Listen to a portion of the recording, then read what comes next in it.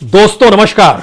दोस्तों, सबसे पहले मीडिया पर कब्जा, उसके बाद इस देश के इंस्टीट्यूशंस को सत्तानुकूल बनाने की कवायद और उसके बाद इन इंस्टीट्यूशंस में बनने वाले तमाम डाटा को सत्ता के हिसाब से चलाने की सोच, उसके बाद चुनाव आयोग और फिर सुप्रीम कोर्ट और अब social media.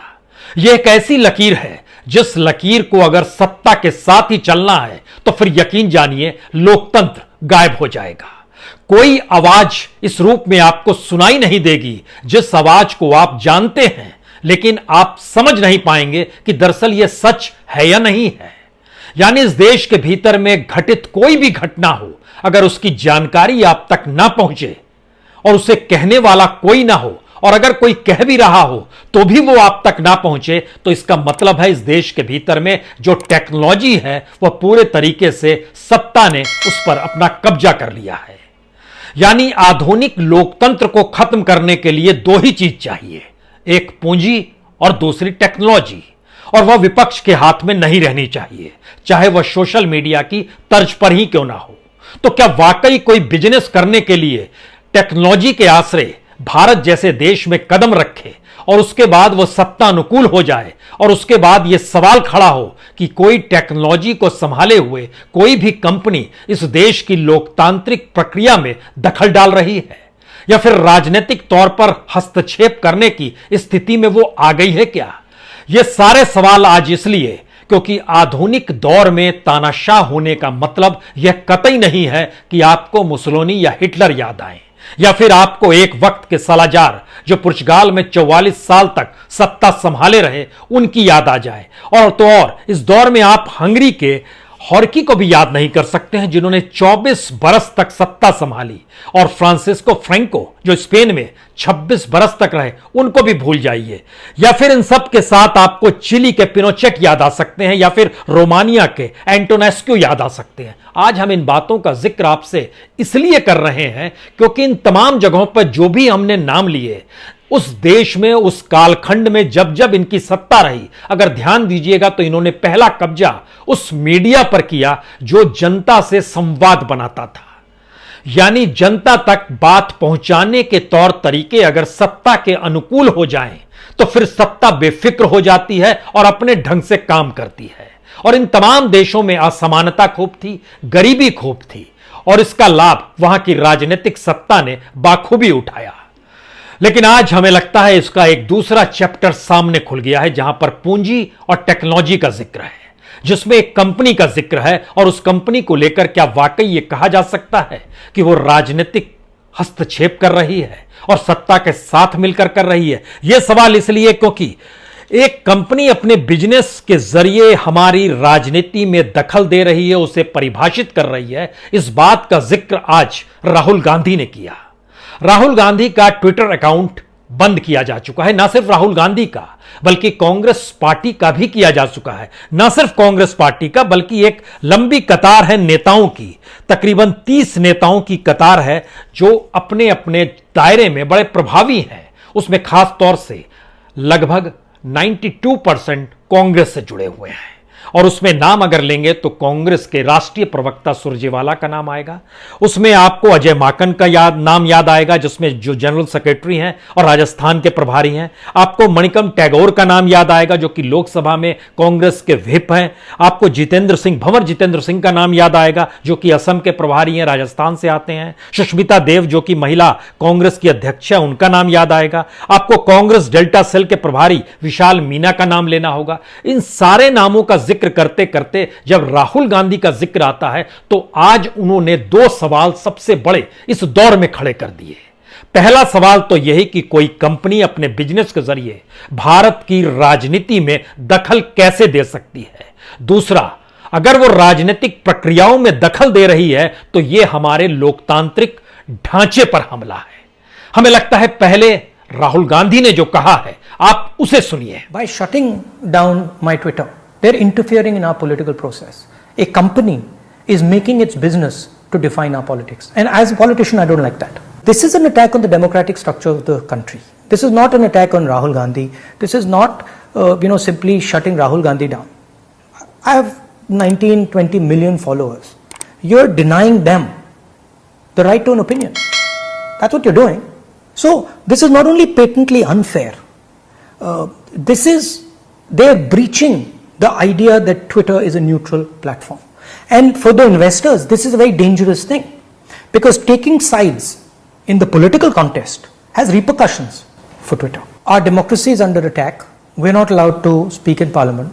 The media is controlled. And I thought there was a ray of light where we could put what we thought on Twitter. But obviously that's not the case. It's obvious now that Twitter is actually not a neutral, objective platform. It is a biased platform, and it's something that listens to what the government of the day says. As Indians, we have to ask the question, are we going to allow companies, just because they are beholden to the government of India, to define our politics for us? Is that what this is going to come to? Or are we going to define our politics on our own? Right? That's the real question here.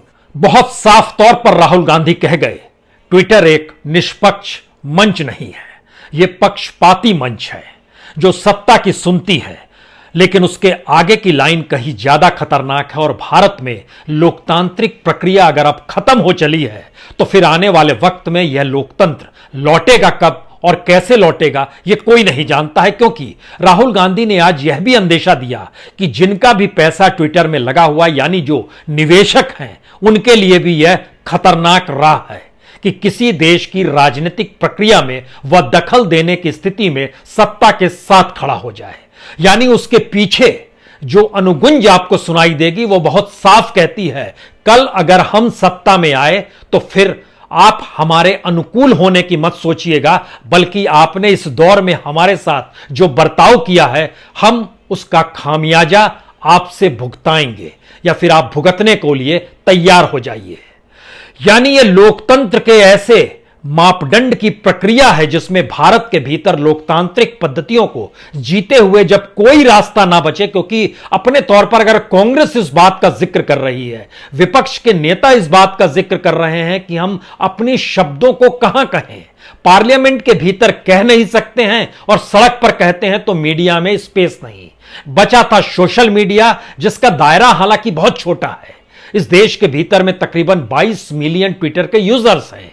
और राहुल गांधी ने खुद अपने बारे में जानकारी दी कि हमारे साथ जो जुड़े हुए हैं, हमें जो पसंद करते हैं, उनकी तादाद भी लगभग 2 करोड़ के लगभग है, यानी कमोवेश उतनी ही है। सवाल इसके आगे का है कि भारत में लोकतांत्रिक प्रक्रिया को क्या रोकने का प्रयास चल रहा है?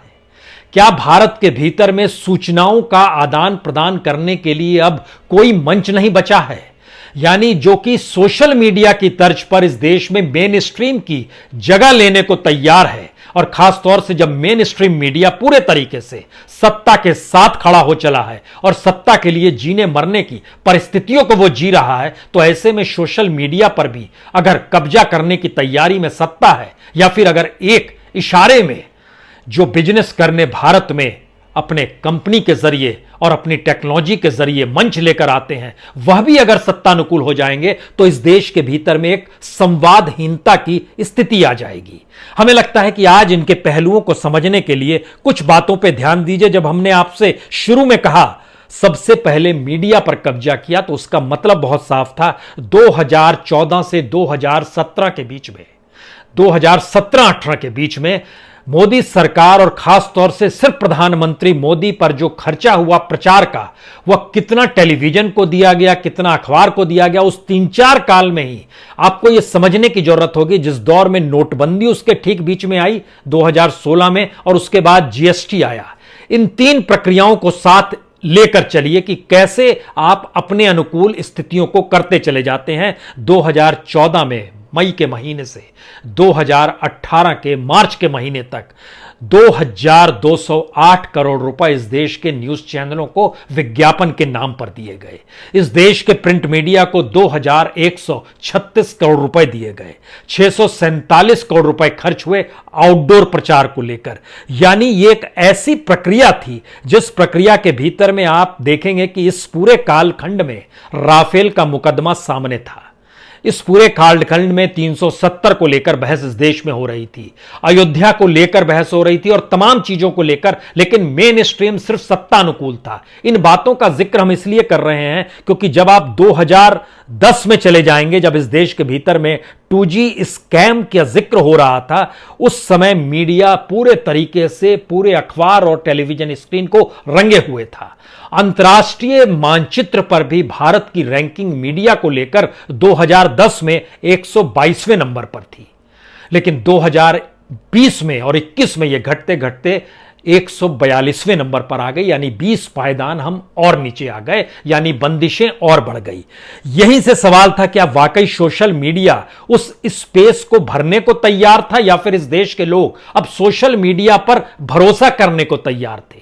क्योंकि अगर मेन स्ट्रीम मीडिया एक तरफा चीजों को दिखला रहा है, तो फिर ऐसे में सूचनाएं कहां से आएंगी? हम आज इस बात का जिक्र आपसे इसलिए भी कर रहे हैं क्योंकि जब हम तानाशाहों का नाम ले रहे थे, और उस तानाशाहों में खास तौर से जब हम एंटोनियो डी ओलिवेरा सालाजार जो पुर्तगाल में थे और 1932 से 1968 तक वो रहे, और उसके बाद एक दूसरे याद कीजिए नेशनल कंजर्वेटिव थे 1920 से 1944, फर्स्ट वर्ल्ड वार तक थे वो, हंगरी के हॉर्थी, मिक्लोस हॉर्थी। इन दोनों की पूरी प्रक्रिया को अगर आप समझिएगा तो भारत से बहुत मेल खाती है क्या? यह सवाल आपके जहन में आएगा, क्योंकि सूचनाएं निकल कर नहीं आती थी। आप इस दायरे में मुसोलिनी और हिटलर को रख लीजिए, लेकिन सूचनाएं नहीं आती थी। आप कहेंगे ऐसी कौन सी सूचना नहीं आती थी?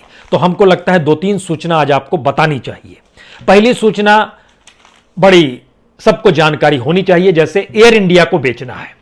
क्या आपको जानकारी है कि एयर इंडिया बिक नहीं पा रहा है, और डिसइन्वेस्टमेंट के लिए जो रकम लगाई गई और उसका जो घाटा हो रहा है, उसमें सरकार क्या क्या कर रही है? उसने इस दौर में क्या क्या कुछ बेच दिया। उसने ऑफिसर्स फ्लैट बेच दिए, उसने एयर इंडिया के दफ्तर बेच दिए, उसने अपने तौर पर जो क्वार्टर्स थे उसको बेच दिए, ऑफिसेज बेच दिए, और इस देश के भीतर में तकरीबन 115 यूनिट रियल एस्टेट के उन्होंने बेचे हैं, और कुल मिलाकर 738 करोड़ रुपए की संपत्ति इस दौर में कमा ली है। यानी हालात कैसे संकटमय हैं, उसकी एक बड़ी छोटी सी लकीर है। आप कहेंगे क्या क्या कैसे कैसे बिक गया? दिल्ली का एशियन एज, वहां पर एयर इंडिया का अपना कॉम्प्लेक्स था, उसको बेच दिया गया। बांद्रा पाली हिल मुंबई में उसके फ्लैट्स बेच दिए गए। एयर इंडिया के गोल्फ ग्रीन कोलकाता में, वहां पर फ्लैट्स और ऑफिस बेच दिए गए। नागपुर की जो बुकिंग ऑफिस थी उसको बेच दिया गया।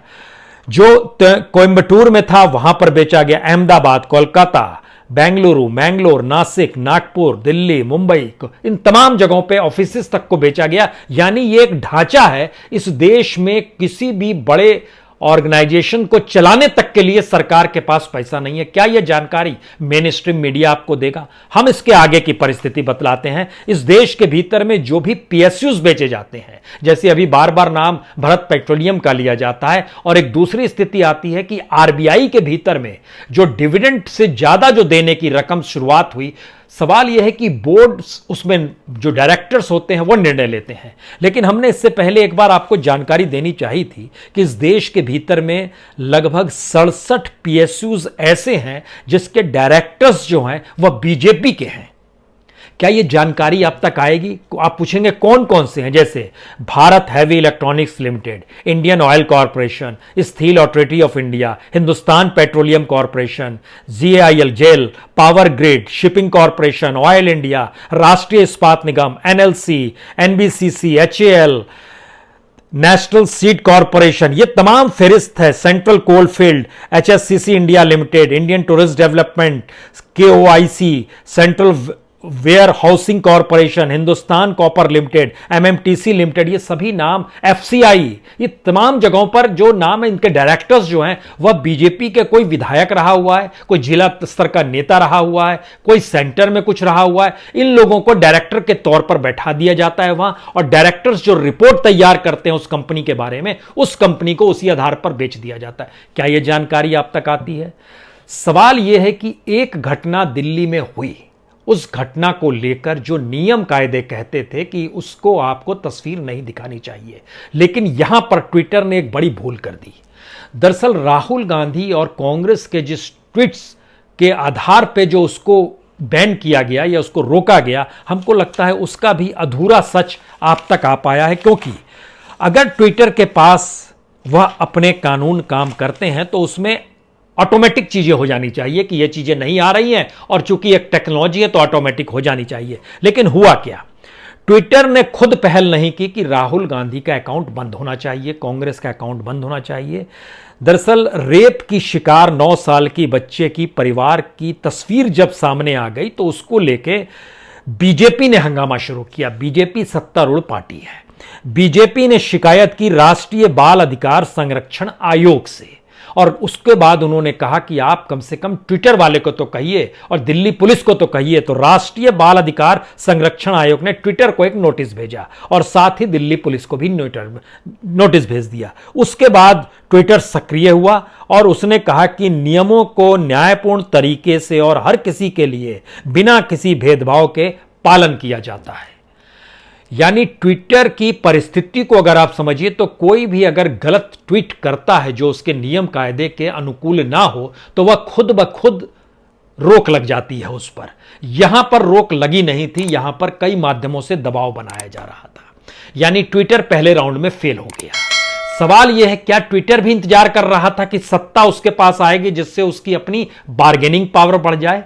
यानी कोई कंपनी इस देश के भीतर में अपने नियम कायदों के तहत ही काम कर रही है या उसको भी लगता है कि एक स्पेस छोड़ना चाहिए जो राजनीतिक तौर पर प्रभावित करे। दूसरी बात, अगर यह परिस्थिति इस रूप में बन ही गई और सारी चीजें हम लोग की आंखों के सामने अब आकर खड़ी हो गई है तो सवाल सबसे बड़ा यह है कि इस देश के भीतर में जब कोई माध्यम ही नहीं है संवाद बनाने का तो आप संवाद कैसे और किस रूप में बनाएंगे? क्योंकि जो जानकारियां हम आपको दे रहे हैं उन जानकारियों को आप मेन स्ट्रीम मीडिया में नहीं देखेंगे। आपको नहीं पता है कि इस देश के भीतर में कितने कॉरपोरेट्स ऐसे हैं जिन कॉरपोरेट्स ने कर्ज लिया, बैंकों को नहीं लौटाया, बैंकों का एनपीए बढ़ गया, उसके बाद उस कंपनियों ने खुद को दिवालिया घोषित कर दिया। दिवालिया घोषित होने के बाद भी उन्होंने सत्तारूढ़ पार्टी को पॉलिटिकल फंड देना शुरू किया और उसके बाद जो पॉलिटिकल बॉन्ड होता है वह भी करोड़ों का खरीद लिया जिससे राजनीतिक सत्ता को लाभ मिल जाए। यह एक ऐसा चक्रव्यूह है जो कि लोकतंत्र को खत्म ही नहीं करता है बल्कि लोकतंत्र के उस सिस्टम को नए तरीके से परिभाषित करता है। और इस परिभाषा के दायरे में अगर वैसे मंच भी आने लगे जिनका काम संवाद से जुड़ा हुआ है, जिनका काम सूचना से जुड़ा हुआ है, जो मीडिया से जुड़े हुए हैं, सवाल सबसे बड़ा यही था कि पीआईबी इस देश के भीतर में इससे पहले की तमाम सत्ताओं में जो काम करते थे उनके साथ उसका रेपो यही होता था कि वो अपने तौर पर सरकार के प्रचार के लिए ही काम करते थे। लेकिन सरकार के लिए जो वो काम करते थे, प्रेस विज्ञप्ति बनाते थे, प्रेस रिलीज जारी करते थे, वह अखबारों से कहते थे आप इसे छाप दीजिए, न्यूज चैनलों से कहते थे आप इसे दिखा दीजिए, संपादक अपने तौर पर निर्णय लेता था। लेकिन एक झटके में चीजें बदल गई। चीज बदल गई कि दरअसल बीजेपी की आईटी सेल ही अपने तौर पर प्रेस रिलीज बनाने लगी और वह पीआईबी को देने लगी और पीआईबी का काम था कि उसको वह दे दे कि यह सत्ता की तरफ से आई हुई प्रेस रिलीज है, आप इसको छाप दें। कुछ दिन तक तो इस देश में यह चला। जब 2015-16 के दौर में आएंगे, 2017 से एक ट्रांसफॉर्मेशन मीडिया का इस दौर में हुआ जब संपादक खुद पीआईबी के अधिकारी से कहने लगा आज कुछ आया है क्या, हमें दीजिए हम छाप लेंगे। यानी सरकार और सत्ता के साथ खड़े होने के लिए संपादकों में होड़ लग गई। यानी अखबार और न्यूज चैनल कैसे सत्ता के साथ खड़े हो जाएं, इसकी होड़ में पीआईबी सिर्फ इसी भूमिका में रही कि वह एक बीच में खड़ा हुआ शख्स है जो संवाद बना रहा है सरकार और अखबार के बीच में, जिससे विज्ञापनों का पैसा जो है जो उसके जरिए जाता है वो चलता चला जाए। यानी इस देश के भीतर में पहली बार ऐसी कौन सी परिस्थिति आ गई जिसमें इस बात का जिक्र शुरू हो गया कि संपादक भी इस देश में सत्ता की तरफ देखता है कि आप हमें कुछ दीजिए हम छाप दें। और यहीं से एक दूसरी लकीर शुरू होती है। तो क्या इस देश में विपक्ष की राजनीति का अंत हो गया? क्या इस देश में जो पॉलिटिकल विचारधारा होती है वो खत्म हो गई? जब जानकारी ही जनता तक नहीं पहुंचेगी, और इस भूमिका में ट्विटर ने भी क्या खुद को लाकर खड़ा कर दिया और उसे भी लगा कि इस देश के भीतर में सत्ता के साथ रहिएगा तो चीजें अनुकूल रहेंगी। हम इन बातों का जिक्र और भी कई वजहों से करना चाहते हैं क्योंकि इस देश के भीतर में जो सत्ता से सटे हुए कॉरपोरेट्स हैं, उन कॉरपोरेट्स को इंटरनेशनल मार्केट में मान्यता मिली हुई है। मान्यता इस तर्ज पे कि उन पे जितना भी कर्ज क्यों ना रहे, लेकिन उनको कर्ज दूसरे देशों के बैंक देने को तैयार होते हैं और दूसरे देश अपने यहां बिजनेस देने को तैयार होते हैं क्योंकि उन्हें पता है कि भारत के भीतर में यह राजनीतिक सत्ता के करीब के कॉरपोरेट है। यानी लोकतंत्र की जिस प्रक्रिया पर हमले का जिक्र हो रहा है, या फिर राहुल गांधी ने जो 3 बातों का जिक्र किया है, वह मेरे ख्याल से उसको एक संदर्भ में ले जाना होगा। उस संदर्भ का मतलब यह है कि सवाल यह नहीं है कि राहुल गांधी को ऐसा क्यों लगा कि यह राजनीतिक प्रक्रियाओं में दखल दिया जा रहा है। शायद इसलिए लगा होगा कि पार्लियामेंट के भीतर जब वो कुछ कह नहीं पाते हैं तो सड़क पर कहते हैं, सड़क पर कहते हैं तो वो जा नहीं पाता है मीडिया के माध्यम से लोगों तक, तो ऐसे में सोशल मीडिया बचता है जहां वो अपने आप को रिएक्ट कर सकते हैं, या कोई भी पॉलिटिकल पार्टी रिएक्ट कर सकती है। लेकिन जब आप उस पर भी प्रतिबंध लगा देते हैं तो अगला सवाल इस देश के भीतर में यही होगा कि खुदा न खास्ता इस देश के भीतर में जैसे ही सत्ता परिवर्तन होगा तो लोकतंत्र का कुछ और चेहरा इस देश को नजर आएगा, जो हम कह सकते हैं कि शायद बदला लेने वाला होगा क्या। क्योंकि जैसे ही इस बात का जिक्र होता है तो आप कहेंगे कि ऐसा है नहीं। हम आपको एक उदाहरण और देते हैं। प्रधानमंत्री ने 48 घंटे पहले ही उज्ज्वला योजना से जुड़ी एक दूसरी योजना शुरू की, जिसमें उन्होंने जिक्र किया कि अब किसी को अपने घर का एड्रेस प्रूफ देने की जरूरत नहीं है। इस बात का जिक्र बार बार हुआ है कि पहले राउंड में उज्ज्वला योजना 8 करोड़ लोगों को दी गई। सरकार का ही डाटा बताता है कि 3 करोड़ 20 लाख लोगों के पास तो पैसा भी नहीं था कि वह दूसरी बार सिलेंडर भी भरा सकते थे। और यह जब सबको मिलाते मिलाते आया तो जानकारी मिली कि 2016 में जो शुरू की गई थी उज्ज्वला योजना, 2021 तक इस देश के भीतर में सिर्फ 8 करोड़ में से 90 लाख ही ऐसे लोग थे जो कि सिलेंडर को भरवाते रहे। बाकी लगभग 7 करोड़ 10 लाख लोगों ने नहीं भरवाया। तो यह योजना क्या हुई? सवाल इतना भर नहीं है, सवाल इसके आगे का है। जो भी आपने प्रचार देखा अखबारों में, न्यूज चैनलों में, खबर के तौर पर, प्रचार के तौर पर, किसी भी तौर पर देखा, क्योंकि अब खबर और प्रचार के बीच की लकीर भी मिट चुकी है। दरअसल इस देश में जो फ्यूल सब्सिडी दी जाती है वो संयोग से मौजूदा वक्त में सबसे कम है, और जो सिलेंडर है उसकी कीमत सबसे ज्यादा है। आप कहेंगे सिलेंडर की कीमत ज्यादा, ये तो समझ गए, लेकिन सब्सिडी अगर नहीं है तो फिर सरकार जिक्र कैसे कर रही है? तो हम बताते हैं, गवर्नमेंट का ही डाटा, ये हो सकता है आने वाले वक्त में यह डाटा भी आपको ना मिले। 2014 तक इस देश में जो फ्यूल सब्सिडी थी वो लगभग 85,000 करोड़ की थी। उससे पहले 95,000 करोड़ की थी, 2012 में 68,000 करोड़ की थी, 2011 में लगभग 72,000 करोड़ की थी। यानी ध्यान दीजिए तो 70 से 96 करोड़ तक के बीच में सब्सिडी थी। लेकिन 2016 से ड्रास्टिक चेंज आया। 2015 में चीजें बहुत नहीं बदली, 60,000 करोड़ की सब्सिडी थी, और 2016 में जब यह उज्ज्वला योजना शुरू की गई, सब्सिडी घटकर 29,999 करोड़ पर आ गई, और यह आज की तारीख में घटती घटते 24,000 करोड़ तक गई। 2019 तक इलेक्शन पीरियड में थोड़ा बढ़ाया गया, 38,000 करोड़ किया गया। 2021 में इसको 36,000 करोड़ किया गया। जब इस रूपरेखा को पूरी प्रक्रिया में आप देखिएगा तो आप समझेंगे कि जनता पे बोझ लगातार बढ़ रहा है, महंगाई लगातार बढ़ रही है, और योजनाओं का लाभ सीधे सीधे मिल नहीं पा रहा है, सब्सिडी कम हो रही है, और जो सब्सिडी कम हो रही है वो सत्ता और सरकार की रईसी में पैसा जा रहा है। और यही से यह सवाल शुरू होता है जब सरकार के ऊपर कोई दबाव ही नहीं है, यानी राजनीतिक बातें बची नहीं बाजार में, मीडिया सवाल करने के लिए बचा नहीं बाजार में, इस देश के इंस्टीट्यूशंस और नौकरशाह किसी तरीके से कोई सवाल उठा पाने की स्थिति में, चाहे वो इंस्टीट्यूशन डूबने की प्रक्रिया में क्यों बचे नहीं। पीएसयूज के डायरेक्टर्स बीजेपी से जुड़े हुए हैं। इस देश के भीतर में तमाम कॉन्स्टिट्यूशन इंस्टीट्यूशंस में हेड ऑफ कौन रहेगा उसको भी तय करने का अधिकार सत्ता ने अपने हाथ में ले लिया है।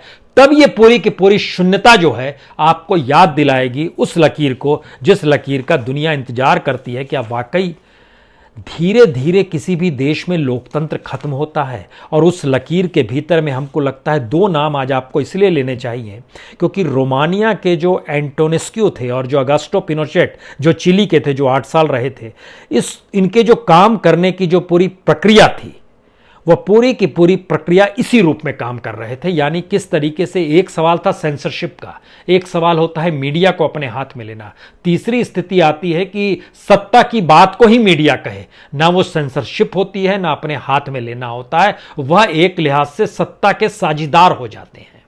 और इस प्रक्रिया में अगर दुनिया की कोई कंपनी वाकई अगर भारत में आती है और सत्ता के साथ खड़ी हो जाती है और शुरुआती दौर में यह कहकर आती है कि वह एक ऐसा मंच क्रिएट करेगी जिससे इस देश के लोगों को लाभ होगा, लेकिन अगर सरकार यह सोच रही है कि लोगों के लाभ का मतलब यह कतई नहीं होना चाहिए कि वह किसी तरीके से सूचना या जानकारी का हमला कर दें सत्ता और सरकार पर, तब तो पूरा का पूरा प्रचार तंत्र ढह जाएगा। यानी जो करोड़ों रुपए खर्च होते हैं, करोड़ों रुपए का मतलब यह है, हमने जब निकाला 2014 से 2021 तक, तो सिर्फ सेंट्रल गवर्नमेंट में पीएमओ का खर्चा जो उनकी तरफ से आया वह 1000 करोड़ से ज्यादा का खर्चा प्रचार में लग रहा है। और अगर सारी मिनिस्ट्रीज को आप जोड़ दीजिएगा तो यह 1500 करोड़ पहुंच जाएगा।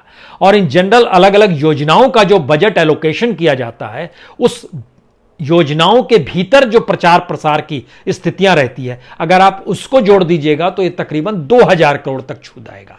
यानी इतनी बड़ी प्रक्रिया के भीतर अगर वाकई कोई एक सवाल उठ जाए, और यहीं से असल सवाल है कि 9 बरस की बच्ची के साथ दिल्ली जो देश की राजधानी है, वहां ना सिर्फ रेप होता है बल्कि उसको जला दिया जाता है और घर वालों को दरकिनार कर दिया जाता है, और यह दिल्ली जैसे शहर में होता है, तो कोई सवाल अगर होता है तो क्या सरकार को इसके बाद तुरंत कार्रवाई नहीं करनी चाहिए? क्योंकि दिल्ली कोई ऐसा स्टेट नहीं है जहां पर कोई स्टेट गवर्नमेंट हो। यहां की पुलिस भी सेंटर के अधीन है, होम मिनिस्ट्री के अधीन आती है, गृह मंत्रालय के अधीन आती है, और गृह मंत्री ही उसके रक्षक हैं। देख, यानी कटघरे में गृह मंत्री खड़े हो गए। सवाल सिर्फ इतना है कि क्या वाकई इस देश में कोई कैबिनेट मिनिस्टर, इस देश में मौजूदा वक्त की राजनीतिक सत्ता, मौजूदा वक्त में इस देश के प्रधानमंत्री या इस देश की कोई भी योजना या इस देश के भीतर में कोई भी निर्णय, क्या बीते 7 वर्ष में कुछ भी गलत नहीं हुआ है? और क्या वाकई अगर कुछ भी गलत हुआ है तो क्या आपने सुना है कि किसी ने इस्तीफा दे दिया? क्या आपने सुना है इस दौर में किसी को दंडित किया गया? क्या आपने सुना है किसी को जेल भेज दिया गया?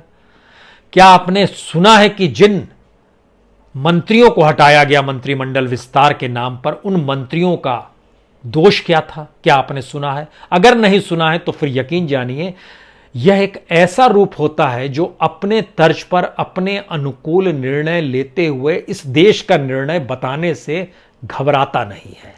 और यह एक ऐसा पिरामिड देश में धीरे धीरे बन रहा है जिसमें हो सकता है media, institutions, data, election commission, supreme court, social media सभी उसके दायरे में एक सरीखे आकर खड़े हो जाएं। सोचिए जरूर कि यह हो क्या रहा है। सवाल करने की ताकत अभी भी सोशल मीडिया में मौजूद है। मेन स्ट्रीम मीडिया अगर खामोश है, आंखों पे पट्टी बांध चुका है, तो सोशल मीडिया का कुछ हिस्सा जीवित है। लेकिन इन सब के बीच, फिर दबाव के बीच, अब फेसबुक को भी नोटिस थमा दिया गया है कि इंस्टाग्राम पे जो राहुल गांधी का अकाउंट है उसे भी बंद कर दीजिए, क्योंकि वहां भी उस 9 बरस की बच्ची के और उसके परिवार के जिक्र है। बहुत बहुत शुक्रिया, बहुत बहुत शुक्रिया।